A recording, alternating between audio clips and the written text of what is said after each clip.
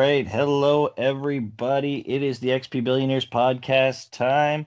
This is Rafe Thegrim. How's everyone doing today?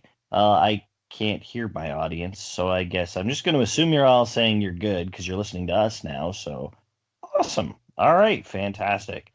To my left and my right, I've got Irene Rogue and Sky Knight. Irene, how are you doing today? Not bad, not bad. I was playing a little bit of Assassin's Creed Odyssey this morning and musing on why Ubisoft made the development decision to make the interact button the same as the murder the shit out of someone button. Yeah, I have tried getting on a horse multiple times and instead just killed somebody. Oh dear. It's been a bit of a problem. I mean, somewhere in their life, I'm sure they deserved it, so it's all good. I'm sure, but I just wanted to get on the horse. I didn't want to kill the guy standing next to it. Fair enough. All right. Well, Sky, how are you doing today? Hopefully less murdery. Oh, I'm fine. I'm in the process of finishing up Fire Emblem Three Houses. I believe I'm in the middle of the final map. Ooh, sorry we interrupted such a epic moment. Right? Yes, well, I thought the previous map was the final map, but it turned out not to be the final map. Decoy final map? A little bit, though. To be honest, I should have guessed that there would be one more round with the major antagonist, but such is life. Oh well. Such it is. All right. Well, I think we've got a lot to go over today, so we're going to get started with our topic for this week, and we are going to do another franchise chat. So, like we've done before, these are considered spoiler casts. So, if you haven't played any games in the series, do be warned there will be some spoilers in these games. We'll try to mark them as they happen, but we can't promise it because it is really just a general discussion. For this week, we are going to be talking about the Atelier franchise. So, before we get started with our discussion, let's do a little bit of background on this on the series. So, originally, on May 23rd, 1997, Japan was introduced to a game called Atelier Marie, The Alchemist of Salzburg, and that was for the Sony PlayStation. New games were released in the series on a seemingly annual basis, each with a new protagonist, but they could include other returning characters. For us in North America, we were introduced to the Atelier games on June 28, 2005, with the release of Atelier Iris Eternal Mana, which was, while still an Atelier game at its core, was actually a deviation from what the series was used to being.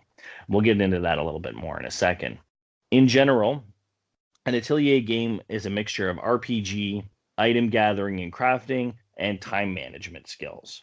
Your alchemists need to complete tasks within certain deadlines with rewards that were based on speed, quality, so on. Along the way, you'd make new friends. You'd also hire people who would help you go out into the wilderness to gather materials, all the while fighting the monsters that existed within that world that you were living in. With regards to the Iris trilogy, along with the Manichemia duology for the PlayStation 2 also, they didn't do much in the ways of time management and were a more story-focused JRPG series. The gathering and synthesis elements remained, and you still had a good experience of what an Atelier game was. You just didn't have a shorter experience. They actually kind of fleshed it out some more. Just quick with Sky being the Atelier expert here, did I miss anything that might be relevant? Not a lot. I suppose it's worth mentioning that there was a return to form with Atelier Verona, the first Atelier game released on the PS3. And it sort of returned to that more time management-esque format, where you had to meet certain deadlines with, having certain items. Sometimes quality was an issue. The other thing that comes to mind to remember is that in I would say most of the series now, you're not only dealing with item quality, you're also dealing with stats associated with various items that can change them for better or for worse. So it's actually a fairly complex crafting system. And in each sort of sub-series, they do the alchemy a bit differently, so it's not the same thing every time. And those are good points to mention. Yeah, that really is what makes Atelier such an interesting concept, is that, yes, like a lot of RPGs, especially Western RPGs, we've implemented their own gathering and crafting elements, but Atelier still really makes it that much more complex. And I think that's what makes it stand out. All right. Well, with that said, you guys have now armed with all the knowledge to hopefully get a little bit more out of it. If you guys aren't familiar with the Atelier games, there are a lot to choose A lot. Yes. There's so many. And more coming too. As a matter of fact, and we'll be touching on this a little bit more down the road. This year alone, we will have a total of 3 games within the Atelier universe released, with Atelier Ryza coming out October, I believe it is. Yeah, October.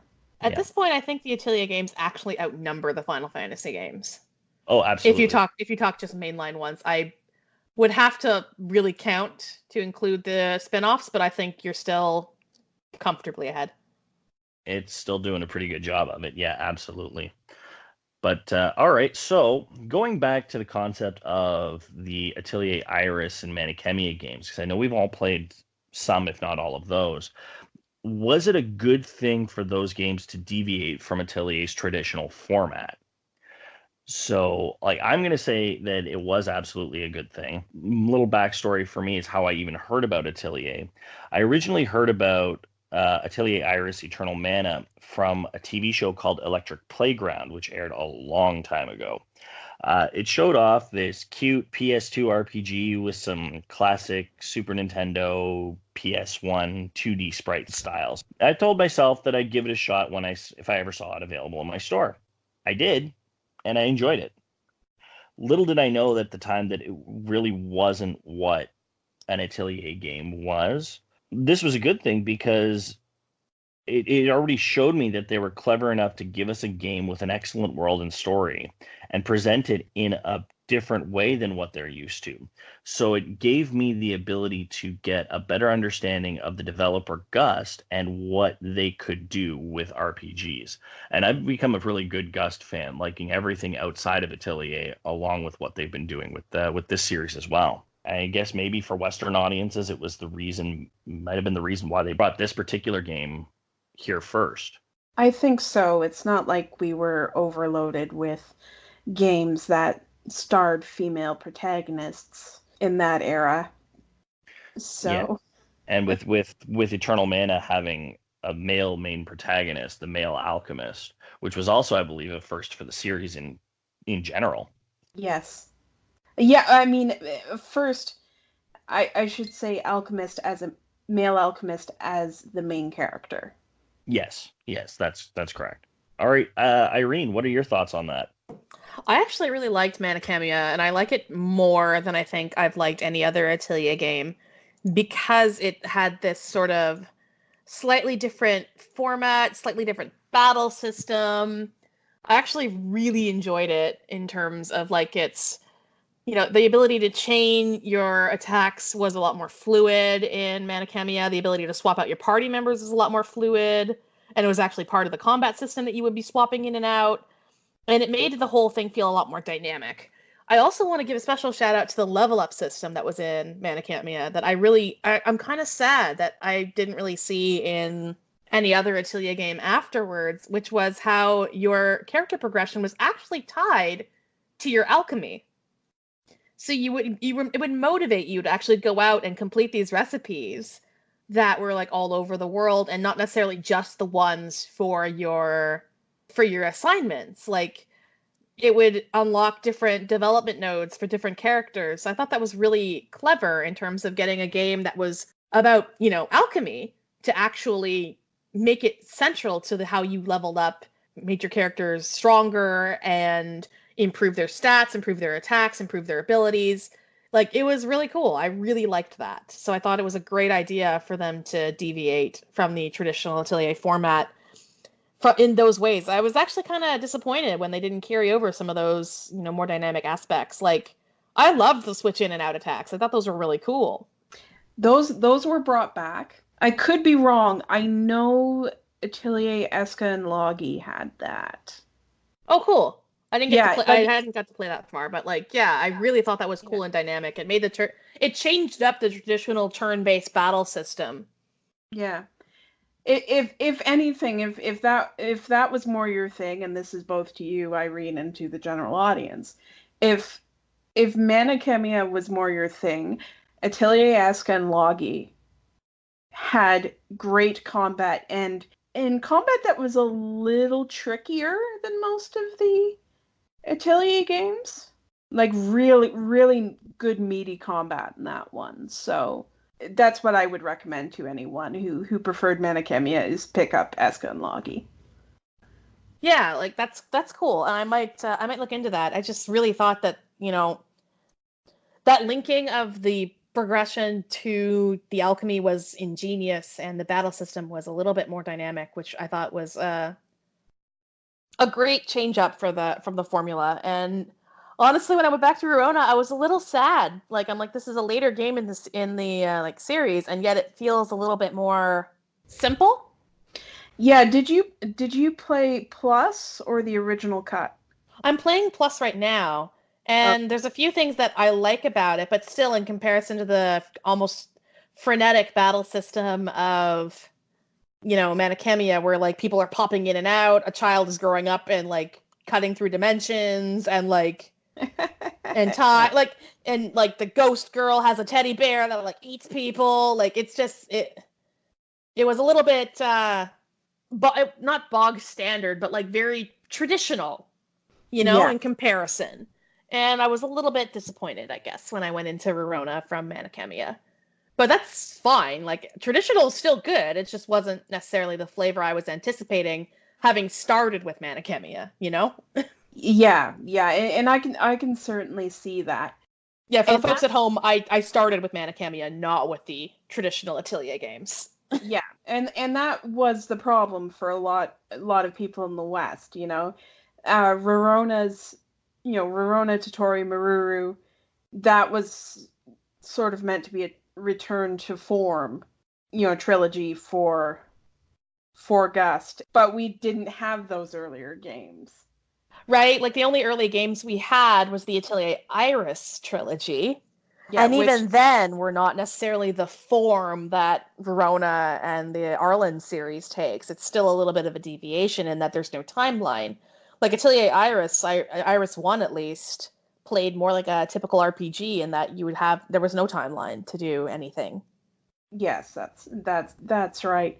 They're actually those games are much closer to Manichemia than they are to something like Verona's trilogy, or what's the word for four games? I can't remember it now because now it's Quadrology? four games. Hmm? Quadrology? Quadrology? God, that's a mouthful. I thought that. Is that right? I don't know. It is now. But yeah, I mean, it's certainly. I think it did take a lot of people by surprise. Yeah, we didn't have the same like cultural like background and the same permeation of true Atelier games that they had in Yeah. Japan. We got these like dynamic and very different feeling games for the PS2, and it's like, oh well, here's the latest one in the series, and it felt old fashioned in comparison, but without like that nostalgia. Like I grew up with these, like this was these were the original Atelier games history in the like game zeitgeist of the West. You didn't necessarily have that like same fondness for the return to form that you would get with a different audience, right? Yeah. All right, Sky, what have you got to add for this question? Well, I do think it was a good thing for them to deviate from the traditional format because what it did was it really started the trend of each sub-series having its own definite personality, and it really got them rolling on mixing things up and not necessarily reinventing the wheel each time, but making each sub-series feel distinct and its own thing. It also helped getting more fans into the series who might not have otherwise become invested. Because, the heavy emphasis on crafting is not something that people are used to. I mean, the Iris and Mana Khemia games are really, really good. And those are good choices when you want to bring a series over for the first time. You don't bring the subpar one over, right? Yeah, you want to lead with your strong foot. Yeah. So, or put your best foot forward, lead with strength. I am mixing the two metaphors. Having a great day. The PS2 era was a massive growth period for Gust as a developer. I mean, when you think about it, that's when their content started exploding. Like they got they got 5 games out in the Atelier series on the PS2, but they also got out 2 of the 3 Artanelico games as well during that period. And that's when they really started showing their chops and showing that they could put out quality RPGs and not just stick to one very niche product. Yeah, and like Artanelico played extremely differently from the traditional Atelier games and the non-traditional Atelier games. So they had a lot of great ideas going for them. Oh, sure. The only similarity between those games is at least some emphasis on crafting, because the Artanelico games did have a little bit of crafting in it. Yeah, but And it had more of the relationship building aspect to it than the crafting. yeah, I'm saying it was a smaller element, but it was there. Mm-hmm. And the visual style, in terms Yeah. of those highly detailed 2D sprites that they used instead of trying to do 3D, which I think was honestly a good decision, particularly for a smaller developer, to stick to something that they could make look good. And I've played some of these games more recently, and I think they've aged much better than if they had tried it in 3D. Yeah, honestly, I think that's true because like you've got a distinctive look that's not necessarily going. Photorealism doesn't age well. It just doesn't. No. Trying to go for photorealistic 3D it doesn't work long term. I think going with a bold art style, even if it is 2D, is the way to go. Sure. I guess we all agree that it was great that these games came out, and you know what? Look what it's done for them. It's clearly they had the right idea. They went with the right strategy. So, kudos to Gus for coming out with it. All right, well, let's move on to something that may or may not be as lighthearted. My next question that I have for you guys. So, from the games that you have played, what was one of your most memorable moments? We'll start with mine because I'm going to probably be the most depressing of everybody's. And this is one of the endings to the first Mana Khemia. So this is what they call the Vayne ending in Mana Khemia. So Vayne being the main character, this ending happens only if you don't finish anyone's friendship side quest.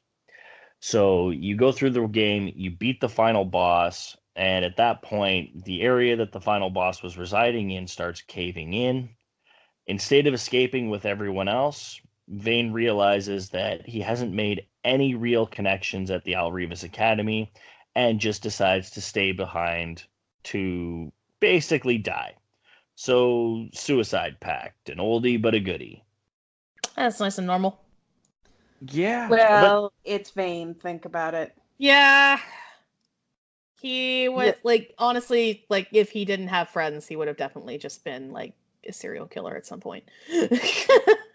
oh yeah, no, it was just so surprising to see a game with a suicide ending. Like I had not seen that before when I had first played, when I had been playing RPGs before getting to this one. So it was interesting to see that was actually a potential ending option. All right, Irene, what have you got that might be memorable? So again, it was from Mana Khemia, and I had to think back to it, and for me, it was a specific sequence in Manikamia, and it was one of the friendship sequences, and it wasn't even one that I went with. It was with, I can't even remember her name, the girl with the pink hair in the bag. It was Jess. Jessica. Jessica, yes. So, like, I ended up going with the Roxas ending because he was amazing. But there's a scene where the way Jessica fights throughout the entire game is she just grabs shit out of her bag and throws it at people. Yes. And, like, her attack combo goes, I grab something, I grab a bigger thing, I grab a bigger thing. And then the final one is she just opens her bag and something like a cannon comes out. Like, her bag is this weird space. And there's a scene where Vane's like, what the fuck? How do you manage to keep all that shit in your bag? And she's going through her stuff, looking for something, and she reaches in and pulls out another character. Muppy, the alien. And she's like, oh, Muppy, how'd you get in there? And Muppy is this alien that is like, I want to take over the world, you are all worms, like, you will bow down to me, I am king, like, blah, blah, blah. Like, super, like, Invader Zim style vibes coming off of Muppy, right? Despite being so cute.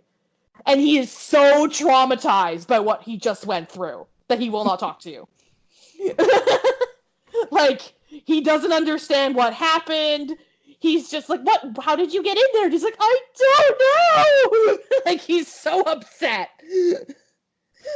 And they don't ever explain how Muppy got in her bag, only that she somehow managed to pull him out. Like, he was, like, in a room, minding his own business, and then suddenly he was passing through Jess's bag. Like, that scene really stuck with me. And I know it's, like, a typical, like, anime bullshit scene, but, like, it was really funny. Just to see this character who is normally so full of himself and so self-assured just be totally just caught on the back foot and just unable to deal with any of it. It was really funny. And a lot of the scenes in Manikamia, like a lot of the friendship scenes, had that sort of like lighthearted tone to them until you got into like some of the more serious stuff. Mm-hmm. But you know what? In a lot of cases, I like when they try to explain something that defies all logic. So like you're just seeing all of this happening in your random combat, and I will admit I'm pretty sure that during one of the combos for Jess when she's throwing her stuff out, I'm pretty sure one of the last things is in fact a kitchen sink. Yeah. Yeah, and one that was hilarious, but at the same time, a lot of animes don't even bother trying to explain that. So when they do, it makes for a really interesting kind of scenario. So yeah, you're right. That is actually a lot of fun. I like something like that too. Yeah, and it was silliness, and the game eventually got like very, as you said, very dark. So it was, a welcome bit of lightheartedness to what ultimately became a rather somber experience after a while. So I really liked that environment, and I really liked the fact that they took the time to like show you this just like goofy scene, just so that people could enjoy like the characters being total idiots for a little while, Absolutely, yeah. All right, Sky, what you've got so many, I'm sure, but let's hear one that stands out from you. Yeah, we're gonna have a hard time picking just one. Well, I did come up with just one. Oh my god, you did? Yeah, I did. And it was forefront in my mind, especially since it was the last Atelier game I played. It's a scene in Atelier Lelua where Verona confronts Stirk about him being overprotective of her. So the scene is basically they're standing on top of this mountain. They're about to fight this big scary boss, right? I'm trying not to go too spoilery. And she insists that she can fight with him as an equal now. Remember that Verona's like over 30 at this point. Also, I also remember her like cowering from a slime. So like, okay. Yeah. But I mean, like, she is half her life has passed since since that teenage girl we saw in Atelier Verona, right? Yeah. Like, she has a crap ton of experience. She's she's an alchemy savant, basically. And she's just like, no, I'm not gonna, you know, let I'm not gonna let you keep doing this. Like, I'm not a kid anymore. And one of the things I liked about the scene is that it sort of called back to this part in Atelier Verona where Stirk got hurt defending her. And that made a big impact on both of them, right? Now, to Stirk's credit, he realizes that she's right. That she's a damn fine alchemist and more than equal to looking after herself. And there's this lovely CG screen of the two of them standing on that mountain back to back to face down that boss. As equals. And it was just so heartwarming for to see them have that moment together after their huge history. So yeah, and I believe at the end it's implied that they're about to go off together to a new land as part of this exploration thing. So I know they don't confirm any shipping in Atelier games. But you ship it. I ship it hard. I ship it hard.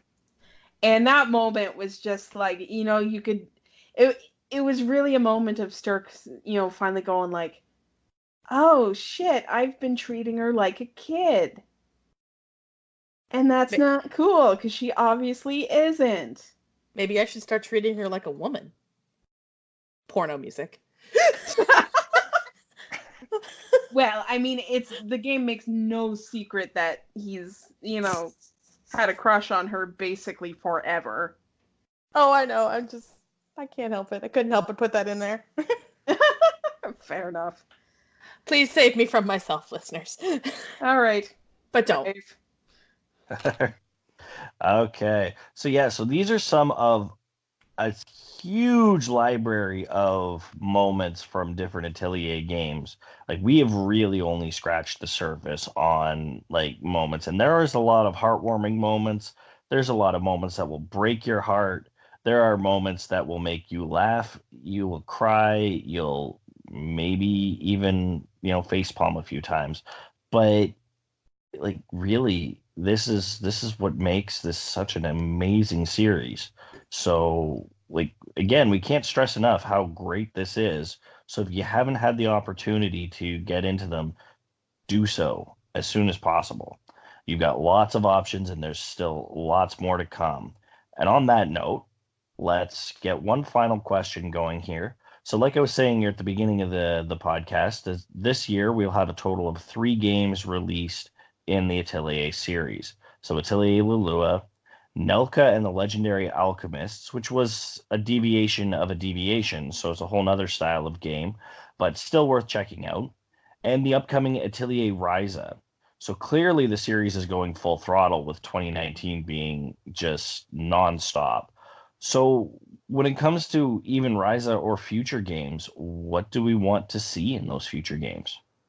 Like, for me, I mean, I have 2 things: playable Poonies. I want a Poonie playable character. It's not hard to much to ask for. We almost got that with one of the characters in Manichemia 2, whose name I can't remember, but she was a human girl who lived among the Poonies, so she wasn't actually a Poonie, but she did bounce on one. The other thing I would like, I'd like to see another Atelier game go back to the Iris style. Give me just a straight up proper JRPG experience, full linear narrative. I don't know why, but I would love to see another one. I think I enjoyed them a lot, and it's not that I don't enjoy the other systems. I'd like to see them do it again. I think it's been long enough. Well, they have. I mean, at least in one case, they have done it in the fact that we have games now without the time requirements. And that's a good start, absolutely. So I am thankful for that. So it at least gives me a little something of that, but I want that full on just kind of linear story style that we've got. But yeah, I'll definitely check out the other ones too. All right, Irene, what would you like to see? Pamela! I want Pamela to be playable again. Fair She was enough. so much fun in Manakemia. She was like adorable. And like she had this like little haunted teddy bear that like went out and killed people for her. It was great. So I'd really like to see her be playable again, or like another ghost character similar to her. There is one of the Pamelas is playable in, I believe it was one of the DLCs for maybe Totori or Maruru. That's cool. So Yeah. one of the things I really liked about Manakemia and the way that they did that level up system is that they definitely looked at the characters and were like, they're all unique people. How do we tie in some of their abilities to who they are?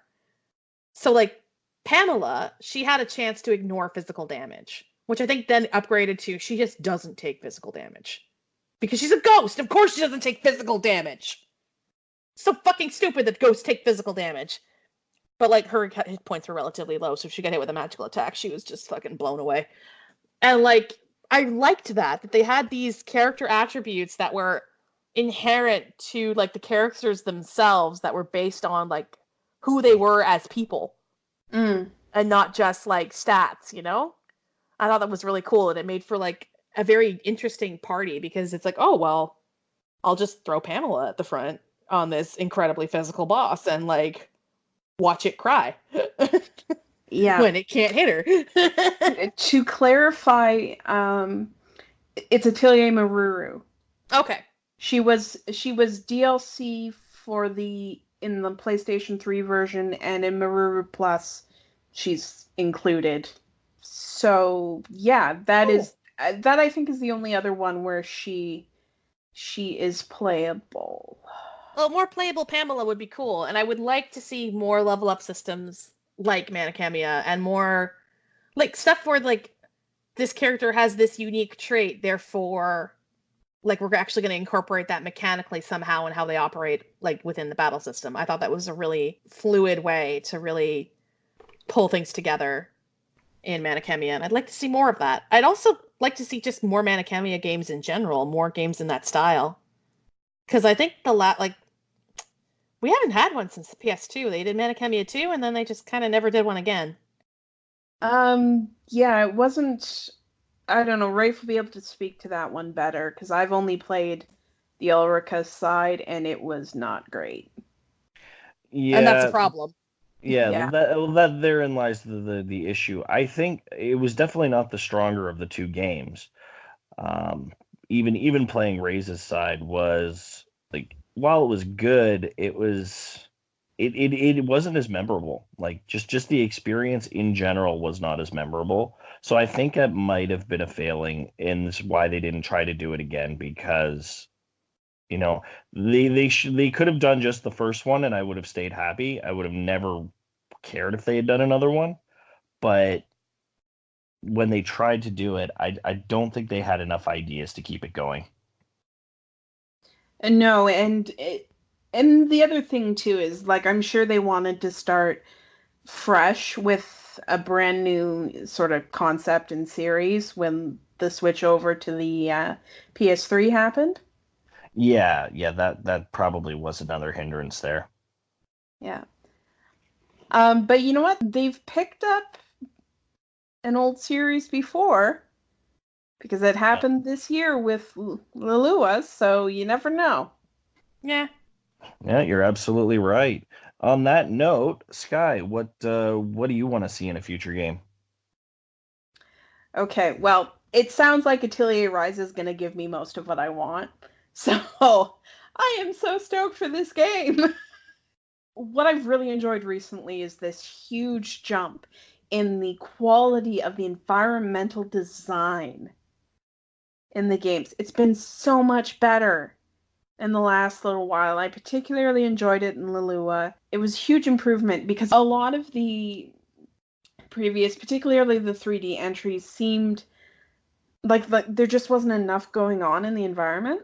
So I'm really glad that they've started, to make it more interesting. Looks like Rise is going to be more of that from the screenshots I've seen.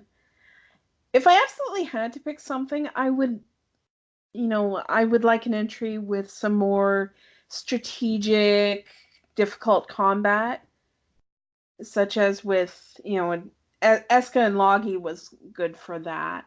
It had a combat system you could really sort of sink your teeth into. But I mean, I've played so many of these that maybe I'm not the best judge. This guy's like, what do I want in the new Atelier game? I don't understand the question because I'm going to play it anyway. Yeah. I mean, I felt, there are certain entries that I felt were too easy. But again, like, I've played all the ones that have come to North America. So, that gives me an edge, right? But, some have surprised me, like Eska and Logi, and even Lilua had a couple of bosses that were a little trickier. And I had to go a second time against the final boss in Lilua because I was just like, oh, my gear is not up to this. And I re-smithed everything. Because one of the cool things about the Atelier games is that in the ones where they give you, fine control over your armor and weapons, you can remake them into better versions of themselves with higher attack and speed, and you can up all your stats, and you can add things that will give status effects. Like, there's all sorts of fun stuff you can do. And then, once I did that, I beat the final boss like it owed me money. So, yeah, little bragging. That's how Sky plays their games in general. They like really kind of game the system a little bit, find out its weak points, exploit it for all it's worth, and then just steamroll it. Yeah, that's what I mean, honestly, I think that's what you're supposed to do, really, particularly in certain systems which are more about how you build your characters as opposed to, relying on reflexes or whatever. Oh, yeah, I totally agree. This is not a shot at you. I'm saying you're brilliant. Well, thank you. The rest of us over here playing the game the hard way like fucking chumps. All right. Well, before we overinflate Sky's ego, I think we'll wrap things up there. So I hope we've given you a lot to think about for this series. Again, with so many different entries, there's nothing to stop anyone from jumping into a certain series. All I recommend doing is doing a little bit of research and finding out which series are part of which kind of sub-series so that you make sure you're playing the right games in right order. Okay, let me explain this better. Okay. So what you want to do is pick the first game in a sub-series. It doesn't matter which sub-series it is because they're their own contained thing. But make sure you pick the first entry. The first entries are Atelier Iris Eternal Mana, Mana Chemia Alchemists of Alrevis, Atelier Rorona, Atelier Aisha, and Atelier Sophie. Any of those games would be good ones to start with, and then you just progress to the next one in the sub-series. And also, for note, once it's released, Atelier Ryza will be one that you could start with as well. Yes, exactly. Cool. All right. Well, with that said, if you guys have any other questions related to the Atelier series, please ask Sky. Yes, you can ask Sky. Where can anyone find you for that? All right. I'm at SkyKnightXP on Twitter and Twitch. skyknight.xp on Instagram, and I stream on Tuesday nights at 7 p.m. Eastern Standard Time. All right, Irene, where can everyone find you? So you can find me at irogue_XP on Twitter and Twitch. And this week, the week that this goes out, I will have not streamed on my usual Thursday night at 7 o'clock. So if you're listening to this fresh, folks, I'm doing a special stream tonight, 7 p.m. Eastern Daylight Savings Time for Man of Medan, which was just released today. So come join the spooky. It'll be fun. All right, sounds good. And if you guys want to come chat with me about, well, really anything RPG, you can find me at Billionaires XP on Twitter. You can also find me at Rafe Thegrim on Instagram and Twitch. My Twitch streams are typically Wednesday nights, same time as everyone else's, 7 p.m. Eastern. So yeah, and remember to tell your friends. There will be a transcript available for this episode up on our website in the next few days of release. That'll be at xpbillionaires.wordpress.com. And check out our coffee page for updates. You'll be able to get a direct link to Irene's feed for the stream that's happening this evening.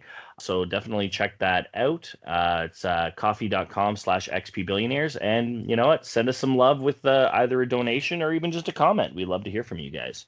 Yep. All right. Well, now that you guys know all about alchemy, go out and learn how to make whatever you need to keep gaming. And we'll see you next week. Do not put any of your creations in your mouth. It'll be a disaster. Bye! Bye-bye.